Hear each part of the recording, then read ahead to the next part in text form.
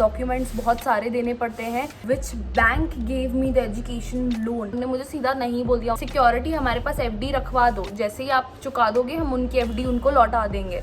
तो कौन सा रिलेटिव आपका 20 लाख आपके नाम पे करके छोड़ने वाला है, बताओ आप मुझे। तो मैं आपको डॉक्यूमेंट्स की अभी लिस्ट बता देती हूँ। एक एफिडेविट कम अंडरटेकिंग का एक डॉक्यूमेंट बनता है जो कि नोटरी पे बनता है, जो कि आपको खुद जाके इसका भी 500 रुपये खर्चा करना पड़ता है। How I got 20 lakh rupees loan for my education loan. So I am going for my further studies Canada में। एंड एजुकेशन लोन एक ऐसी चीज़ है जिससे आपके सपने पूरे होते हैं। कितने लोगों के प्रोसेस उसके वजह से अटके हुए हैं। सो आई टोटली गेट इट कि आप एक वीडियो के लिए सर्च कर रहे हो जो आपको एक सोल्यूशन दे। And today we are going to talk about my problems, my solutions and finally मुझे कैसे लोन मिला। और इतना इन डेप्थ वाला आपको आई डोंट थिंक किसी ने इतने दिल से ये वीडियो बनाया होगा, क्योंकि मैं आपको सारे इंसाइट्स विद स्क्रीनशॉट्स प्रोवाइड करने वाली हूँ। थोड़ा बहुत कॉन्फिडेंशियल है जो वो ब्लर आउट कर देंगे, बट पूरा A to Z आपको एक मेरी जर्नी पता चलेगी और इन्फॉर्मेटिव वीडियो भी होने वाली है। सो आई नो मेरे कमेंट सेक्शंस बहुत भर चुके थे with these comments, so I am going to answer these. And sorry थोड़ी सी लेट हो गई मैं इस वीडियो बनाने में, बट ये काफ़ी ज़्यादा लेंदी है, 4 पेजेस भर गए, क्योंकि मैं याद कर करके व्हाट्सएप पे मेरे जितने भी चैट थे ना, तो मैं वो याद करके बना रही थी कि एग्जैक्टली मेरा क्या क्या स्टेप बाय स्टेप हुआ था। जैसे बहुत टाइम हो गया ना गाइस, तो मैं भूल जाऊँ इसलिए तो मैंने सब कुछ नोट डाउन किया है। And you can see 4 pages भर गए हैं इस टॉपिक के, तो इसके बारे में हम बात करेंगे। In this video we are going to cover my educational loan journey, how it started, in which bank I tried, comparing NBFCs versus banks, why you should choose educational loan over personal loan, which bank gave me the loan, and finally documents which are the most important, and then my whole journey with the bank and some pro tips. और first time introduction देना भूल गई guys, इतनी informative video होने वाली है कि मैं एनग्रॉस्ड हो गई। सो दिस मी मानवी your boss girl for the people जो फर्स्ट टाइम मेरे चैनल पे आ रहे हैं। Hello people, I'm going to share all my study abroad journey further also on this channel, so make sure you subscribe and follow me on Instagram as well, because I like to be connected with my community. So yeah, अगर आपको helpful भी लगे तो like भी करना मत भूलना। So चलो आगे बढ़ते हैं इस वीडियो के साथ। So I know जितने भी लोग एजुकेशन लोन ले रहे हैं उनकी अपनी एक जर्नी होती है। So let's talk about my journey. सो पहले ही बता दूं कि मेरे बहुत ज़्यादा सियापे हुए थे लेने के पहले। मुझे लग गए टोटल 3 महीने से भी ज़्यादा इस पूरे लोन को लेने में, और जब लिया तो वो 15 दिन में हो गया। बट जो पहले का ड्यूरेशन था, जब मुझे पता ही नहीं चला कि जाऊँ कहाँ पे, होता कैसे है, कुछ भी नहीं, ज़ीरो से स्टार्ट किया था। तो आई नो आप में से कितने लोग कहीं पे ट्राई करके आए होंगे, कितने लोग ज़ीरो से स्टार्ट करे होंगे। तो माई एजुकेशन लोन मैंने स्टार्ट किया था जैसे ही मेरी आइल्स हो गई। उसके बाद मैंने 5th 3rd को मेरा रिजल्ट आ गया था, 5 सितंबर को मैंने भेज दिया था जिनके थ्रू मुझे करवाना था उन्हें, चैट पे भी दिखा देती हूँ। Then I got my sanction letter 15 दिसंबर को आया था मेरा, ठीक है। तो 3 महीने से ज़्यादा ही लग गए। बट मैं आपको बताती हूँ मैंने अपने 2 महीने कहाँ वेस्ट किए और क्यों। मेरे डैड के पास ना तो सैलरी स्लिप्स थी, ना तो ITR था, और मेरे डैड इंडिया में भी नहीं थे। तो द बिगेस्ट चैलेंज वॉज कि हमारे पास मेनली आपको अगर एजुकेशन लोन के लिए करना है तो आपको को एप्लीकेंट चाहिए होता है। तो मेरे जो बिगेस्ट को एप्लीकेंट बन सकते थे मेरे डैड, क्योंकि आपकी फैमिली में डैड आपके अर्निंग एक एप्लीकेंट होते हैं जिनके ITR, सैलरी स्लिप्स ये सब आपके पास हैं, तो आपको कोई चिंता करने की ज़रूरत ही नहीं है। बट मेरा ये सिनेरियो था कि मेरे डैड भी नहीं थे डॉक्यूमेंट साइन करने के लिए। ITR उनका था 2 साल का, मोस्टली 3 साल का लगता है, 3 साल का उनने कंटिन्यू ही नहीं किया था। तो इट वॉज़ अ दुविधा में पड़ गई थी मैं कि मेरे पास मेरे डैड के डॉक्यूमेंट्स ही नहीं थे। एंड मेरी प्रॉपर्टी पे भी लोन चल रहा था ऑलरेडी। तो मैं हर तरफ से ऐसी तो उठ चुकी थी कि नहीं, आई विल स्टिल ट्राई। मुझे पता चला मेरी लाइफ का बिगेस्ट लेसन कि ITR, आपका इनकम प्रूफ, आपकी प्रॉपर्टीज़, आपके डॉक्यूमेंट्स कितने ज़्यादा इम्पॉर्टेंट होते हैं। और स्पेशली अगर आपके बच्चे हैं तो हर पेरेंट को कैसे प्लान करना चाहिए, अगर वो मिडिल क्लास भी हैं तो भी ये जनरल डॉक्यूमेंट्स होने कितने ज़रूरी हैं। आप नोट करिए कि आपको अगर आपके बच्चे को भेजना है तो अभी से 2-3 साल पहले से आप तैयारी स्टार्ट कर दें। बेसिक एक ITR टैक्स वाला भरें जिसमें आपको अच्छी आप इनकम दिखा रहे हो। CA के मदद से आजकल कुछ भी पॉसिबल है। आप अपनी इनकम्स अच्छी शो करिए, बैंक ट्रांजैक्शंस अच्छे रखिए, स्ट्रॉन्ग रखिए। ये मुझे बिगेस्ट लेसन मिला। और फिर मेरी तैयारी हुई शुरू कि मैं दूसरे को एप्लीकेंट को ढूंढ रही थी, जब मुझे पता चला कि बैंक वालों का ये भी होता है कि आप ब्लड रिलेशन में किसी और को एप्लीकेंट बना सकते हैं, बट को एप्लीकेंट इज़ द मस्ट। तो मैंने अपने कज़न को जो है, चाचा के बेटे को, इसमें ऐसा रहता है कि आपके मदर के साइड से या तो आपकी मासी मामा या तो आपके डैड के साइड से उनके ब्लड रिलेशन में, मतलब उनके भाई के बच्चे, वैसे कुछ उनके भाई, ऐसा कुछ होता है उसमें। तो मैंने अपने ब्रदर को किया कन्वेंस एंड मैंने बहुत सारे बैंक्स पे धक्के खाए, बट वो भी, उनका डॉक्यूमेंट भी वर्कआउट नहीं किया, क्योंकि उनका डॉक्यूमेंट जो है उस पर कुछ लोन्स चल रहे थे और पता नहीं ये कहीं पे वर्कआउट नहीं कर रहा था। तो उसके लिए भी आगे बात करेंगे, बट अभी इन्फॉर्मेटिव पॉइंट्स पे भी आगे बढ़ना है। This video is a blend of my experiences and the knowledge that you need to know before getting into the loan scenario. अच्छा, तो जब आप लोन लेने गए होंगे तब आपको 2 ऑप्शंस बैंक्स में मिलते हैं। एक होता है NBFCs और एक होती हैं बैंक्स। तो जो NBFC होती है वो होती है नॉन बैंकिंग फाइनेंशियल कंपनी, जो कि आपको ऑफर करती है financial services to the public. वो पब्लिक को फाइनेंशियल सर्विसेज ऑफर करती हैं और वो रेगुलेटेड होती है RBI के थ्रू। और जो हमारी बैंक्स होती हैं वो गवर्नमेंट ऑथराइज्ड एंटिटी होती हैं। तो अगर NBFCs की बात की जाए तो NBFCs like HDFC Credila, Avanse finance services, Credenc, Auxilo, ये सारी NBFCs हो गई। और banks that provide educational loan is ICICI and Axis bank. जितनी भी बैंक्स के नाम ले लूँ मैं, सब में ऑलमोस्ट एजुकेशन लोन होता है, बट वो सारी बैंक्स और भी सर्विसेज प्रोवाइड कर रही होती हैं। वो आपके बैंक अकाउंट बना रही होती हैं, वो आपको होम लोन, बहुत सारी सर्विसेज होती हैं जो बैंक्स प्रोवाइड करती हैं। तो बैंक्स आपको बहुत कंपैरेटिवली धीरे काम चलता है वहाँ पे। आपको अगर क्विक एजुकेशन लोन लेना है तो आपको जाना होगा NBFC में। कोई एक NBFC का काम ही होता है कि आपको एजुकेशन लोन दे, आपको फाइनेंसेस दे। तो उनके टारगेट्स होते हैं, तो आपको उनके एम्प्लॉयज़ आप पे जल्दी ध्यान देंगे अदर देन द बैंक के एम्प्लॉयज़। तो आई वुड सजेस्ट यू कि आप NBFCs के पास जाएं। NBFCs का थोड़ा सा इंटरेस्ट रेट ज़्यादा होता है और बैंक्स का कम होता है, क्योंकि बैंक्स की और भी सर्विसेज हैं तो आपको एक अच्छा क्रेडिबिलिटी देती हैं, बट NBFCs का थोड़ा सा ज़्यादा होता है। अब NBFCs की जो होती है सिक्योरिटी में इतना नहीं कंपैरेटिवली चेक करते हैं जितना बैंक्स करते हैं। बैंक मोस्टली आपसे सिक्योरिटी मांगेगी 7.5 लाख के ऊपर, और आपकी वैल्यूएशन, प्रॉपर्टी की वैल्यूएशन पे उसका आपको 70-75% ही लोन मिलेगा आपकी प्रॉपर्टी के हिसाब से। तो बैंक्स का थोड़ा सा मुझे टफ लगा, क्योंकि मैंने भी ट्राई किया था, वो मैं आपको आगे बताऊँगी। एंड NBFCs का जो उनके एम्प्लॉयज़ का टारगेट ही होता है कि उनको एजुकेशन लोन आपको दिलाना है, तो NBFCs आपको जल्दी दिलाएंगी लोन। एंड NBFCs का पार्शियल इंटरेस्ट थोड़ा ज़्यादा होता है then the banks like Axis bank, ICICI, ये सब शायद से 8,000 10,000। पार्शियल इंटरेस्ट कब होता है? जब आपने एजुकेशन 2 साल का है प्लस आपको 1 ईयर का ग्रेस पीरियड मिल रहा है। 1 ईयर ग्रेस पीरियड, 2 साल तो 3 साल, 36 मंथ्स में आपको कुछ तो पे करना होगा। ऐसा तो नहीं है कि आपको नहीं करना होगा। तो आपको ऐसा कुछ ऑप्शन चूज़ करना है कि आपके पेरेंट्स पे बर्डन ना हो, क्योंकि आपका पता चला आप चले गए बट आपके पेरेंट्स को तो पार्शियल इंटरेस्ट भरना है। तो आपको ये फैक्टर भी देखना है कि पार्शियल इंटरेस्ट कहाँ पे कम लग रहा है, ठीक है। तो मेरे केस में तो बहुत कम है, वेट करना लास्ट में, और मैंने लिया है, बता देती हूँ, हिंट दे देती हूँ, NBFC से ही एक बैंक से लिया है, NBFC से। तो NBFC में मेरा बहुत कम पड़ा है पार्शियल इंटरेस्ट, तो उसके बारे में भी बताऊंगी। तो लास्ट तक रुकना है आपको उसके लिए कि Y you should choose education loan over personal loan.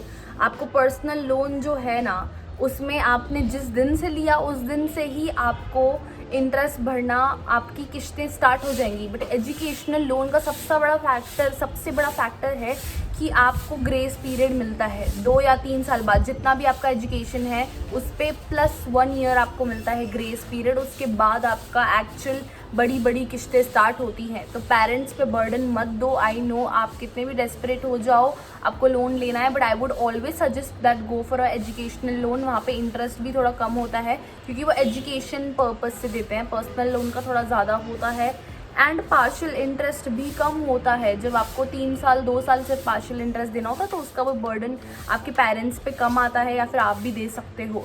और पर्सनल लोन्स बहुत इजीली मिल जाते हैं। एजुकेशनल लोन का बहुत झंझट होता है, डॉक्यूमेंट्स बहुत सारे देने पड़ते हैं, but trust me worth it होता है। तो बस इतना सा ही पॉइंट था कि बच्चे डेस्परेट होकर पर्सनल लोन भी लेते हैं, बट आई वुड सजेस्ट कि एजुकेशन लोन मिल जाते हैं, सो गो फॉर दैट। मेरी जर्नी से भी थोड़ा इंस्पिरेशन लो कि स्ट्रगल देखो और ये स्ट्रगल करके तुम भी ले लोगे।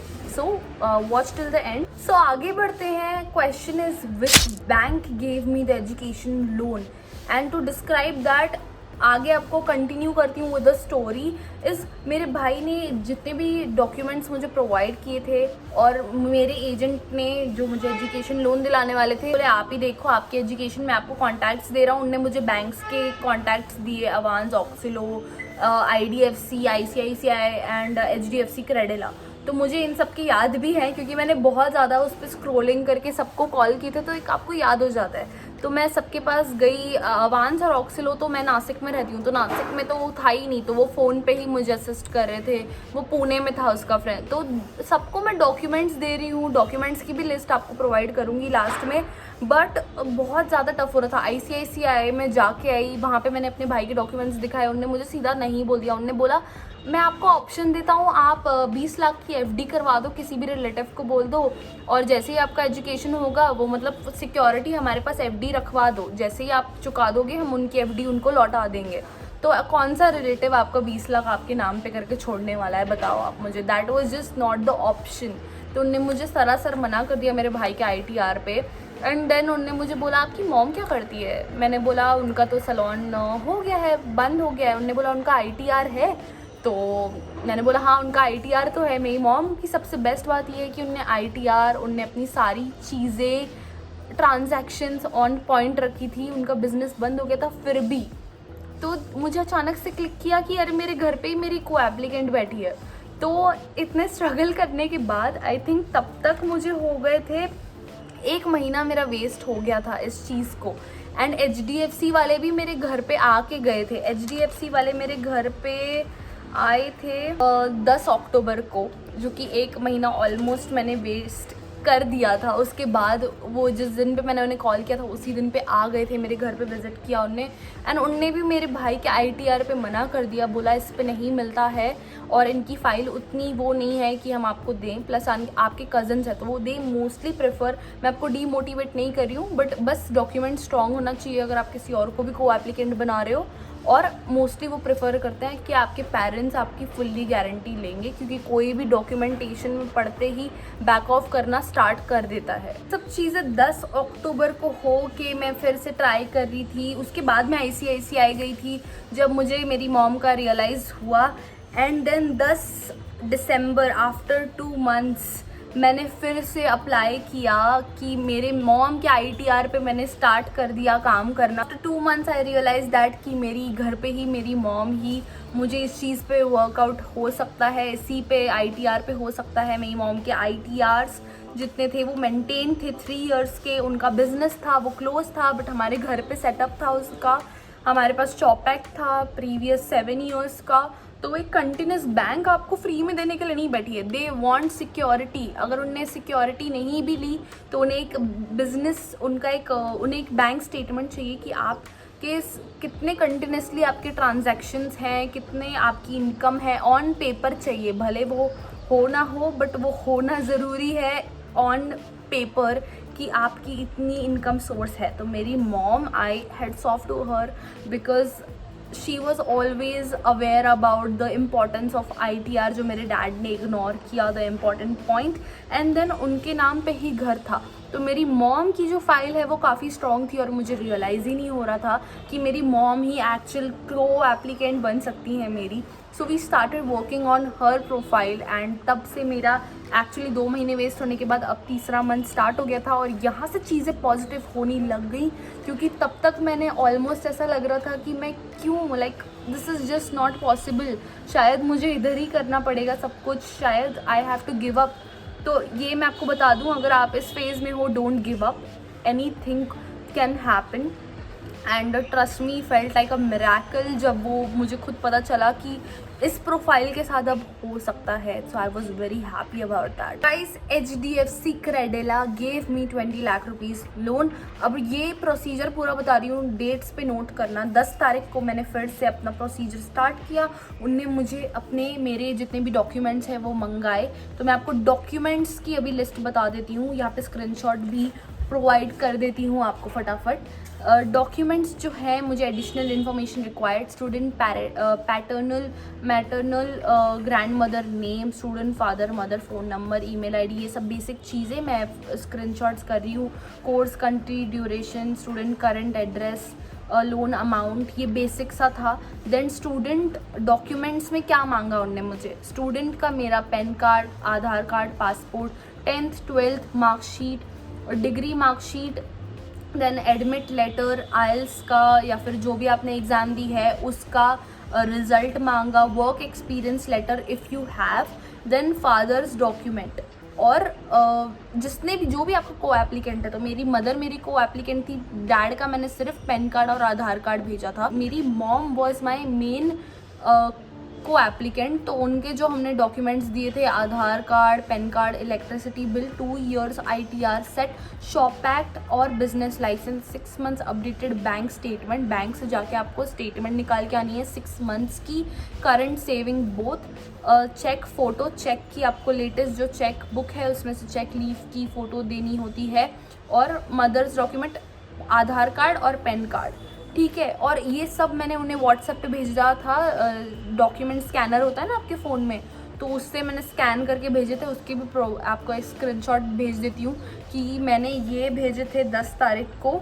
और फिर ये सब भेजने के बाद और उनने एडिशनली मेरा लाइट बिल भी मांगा था। ये सब इम्पॉर्टेंट होता है क्योंकि बैंक को भी जानना ज़रूरी है कि आप फ्रॉड नहीं करोगे, आपके सारे के सारे चीज़ें वेरीफाई होते हैं in education loan.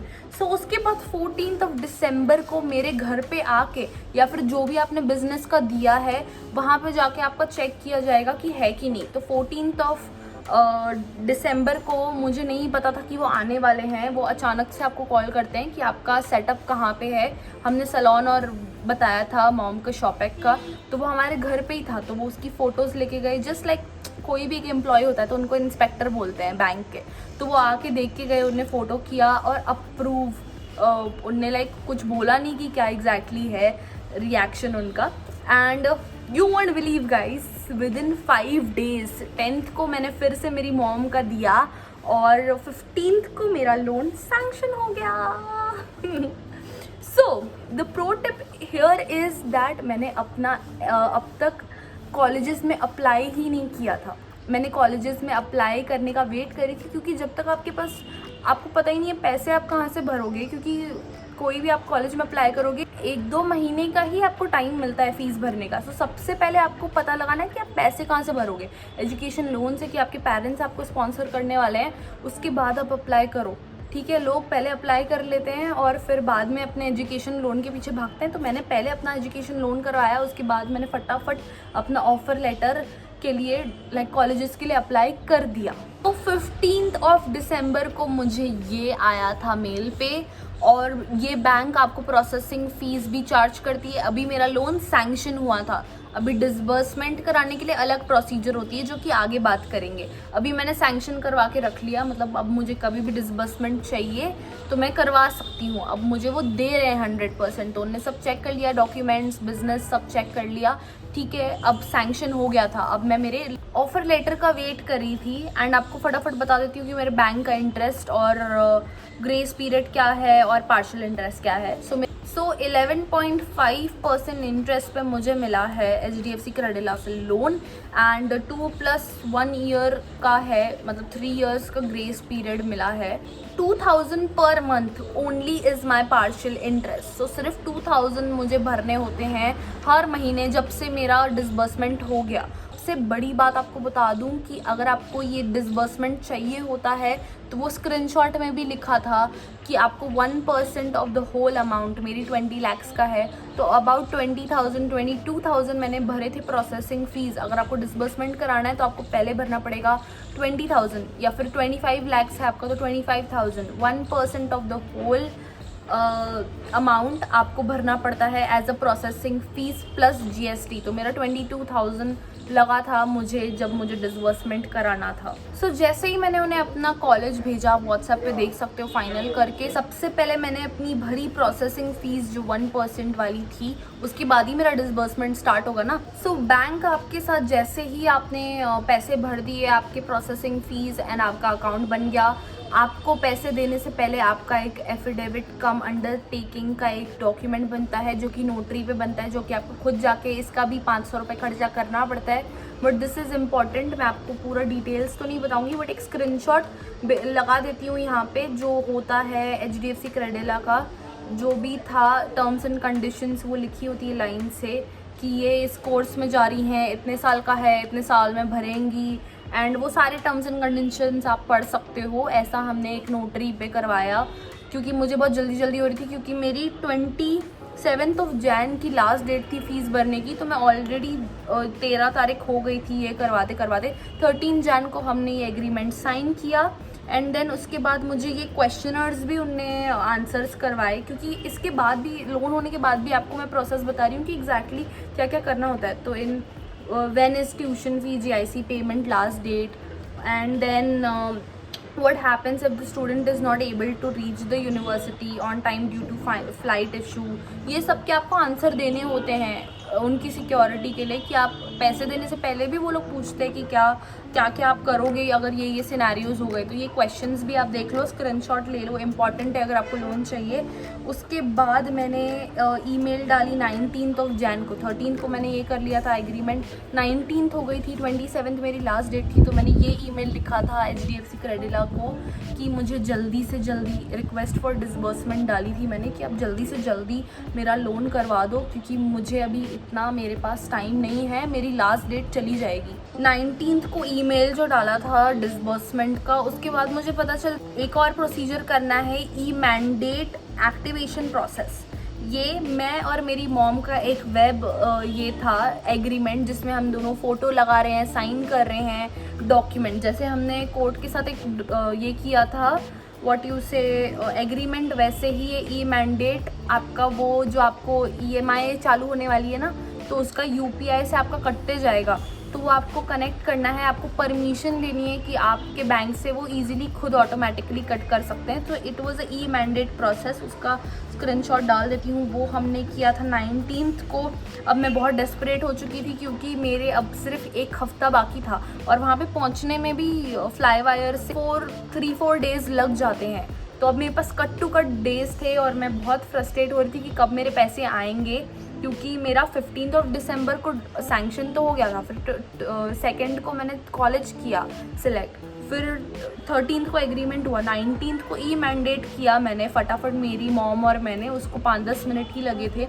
So on 20 finally मेरे बैंक में 17 लाख रुपीज़ आ चुके थे। हमने स्टार्टिंग में 17 लाख ही लिए और फिर सोचा कि जो 3 लाख रुपीज़ हैं वो बाद में ले लेंगे, उसको अगर आपको फिर से चाहिए होता है, अप्लाई करना होता है, तो आप फिर से अप्लाई करते हो, अपने रिसीट्स वगैरह डाल देते हो, तो आपको बाकी के पैसे भी दे देते हैं फ़्लाइट के लिए जब आपका वीज़ा आ जाता है उसके बाद। तो मैंने स्टार्टिंग में सिर्फ 17 लाख ही लिए थे, but I would suggest you आपको 20 लेने हैं तो ले सकते हो, उस पर इंटरेस्ट लगना स्टार्ट हो जाता है, इसलिए मैंने पूरा का पूरा नहीं किया था।